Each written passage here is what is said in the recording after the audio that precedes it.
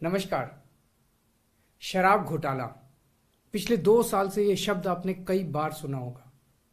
2 साल से बीजेपी की सारी एजेंसीज कई रेड मार चुकी हैं, कई लोगों को गिरफ्तार कर चुकी हैं, लेकिन अभी तक एक भी पैसे का हेरफेर कहीं नहीं मिला।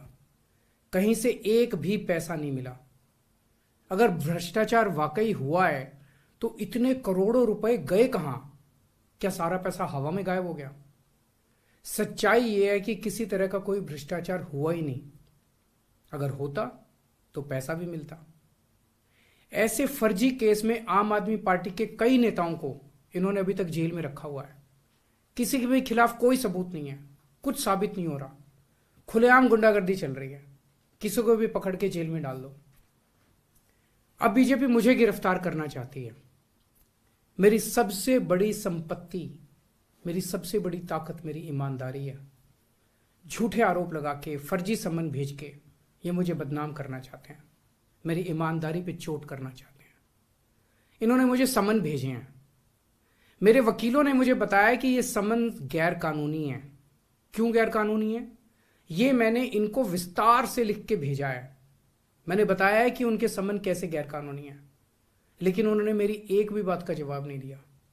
इसका मतलब उनके पास मेरी बातों का जवाब नहीं है।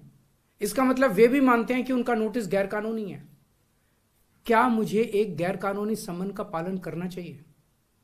अगर कानूनी रूप से सही सम्मन आएगा तो मैं पूरा सहयोग करूंगा। बीजेपी का मकसद जांच करना तो है ही नहीं। इनका मकसद तो लोकसभा चुनाव में मुझे प्रचार करने से रोकना है। ठीक लोकसभा चुनाव के पहले इन्होंने मुझे सम्मन भेजा है। क्यों? इस जांच को चलते 2 साल हो गए। अभी ठीक लोकसभा चुनाव के पहले मुझे क्यों बुलाया जा रहा है? पहले क्यों नहीं बुलाया? सीबीआई ने मेरे को 8 महीने पहले बुलाया था। मैं सीबीआई में गया था, उनके सारे जवाब भी दिए थे। लेकिन अब ये लोग ठीक लोकसभा चुनाव के 2 महीने पहले मुझे बुला रहे हैं। तो बीजेपी का मकसद कोई पूछताछ करना थोड़ी है। इनका मकसद है पूछताछ के बहाने केजरीवाल को बुला लो और उसे गिरफ्तार कर लो, ताकि मैं लोकसभा चुनाव में प्रचार ना कर पाऊं। आज बीजेपी भ्रष्टाचारियों को नहीं पकड़ रही, बल्कि खुलेआम ईडी और सीबीआई का इस्तेमाल करके दूसरी पार्टियों के नेताओं को तोड़ के बीजेपी में शामिल करवाने का काम किया जा रहा है। एक नहीं, दो नहीं, कितने उदाहरण हैं जहां किसी पार्टी के नेता के खिलाफ ईडीआई सीबीआई के मामले चल रहे थे या उन पे गंभीर आरोप लगे हुए थे। जैसे ही वो नेता बीजेपी में शामिल हुए, उनके सारे पुराने मामले बंद कर दिए गए या ठंडे बस्ते में डाल दिए गए। तो जो इनकी पार्टी ज्वाइन कर लेता है उसके सारे मामले रफा दफा कर दिए जाते हैं। जो इनकी पार्टी में नहीं जाता वो जेल जाता है। आज मनीष सिसोदिया, संजय सिंह और विजय नायर इसलिए जेल में नहीं है कि उन्होंने भ्रष्टाचार किया है। वो इसलिए जेल में है क्योंकि उन्होंने बीजेपी में शामिल होने से इंकार कर दिया है। आज हम बीजेपी का मुकाबला क्यों कर पा रहे हैं? क्योंकि हमने कोई भ्रष्टाचार नहीं किया। अगर हमने जरा सा भी गलत काम किया होता तो दूसरे भ्रष्टाचारी नेताओं की तरह आज भी हम बीजेपी में शामिल हो चुके तो होते आज तक। इस तरह देश के ईमानदार नेताओं को जेल में डाल के और भ्रष्टाचारियों को अपनी पार्टी में शामिल करवा के ऐसे तो देश आगे नहीं बढ़ सकता। ये क्या चल रहा है?